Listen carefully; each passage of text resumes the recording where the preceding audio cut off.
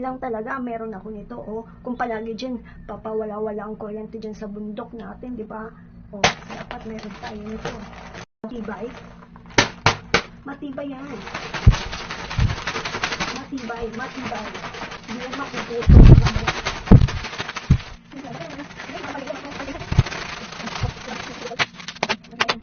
Ito matibay. Kahit saan pwede nyo dalhin. O yun ang tuputulin para hindi masira siya. Ay, maripal kayo.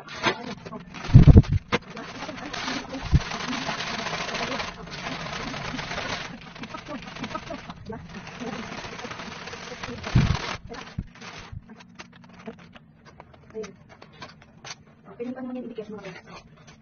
Yan lang hindi pan dikit, pero pwede pa yung idikit. Pero kasi, sisira tuloy yung kamay ko.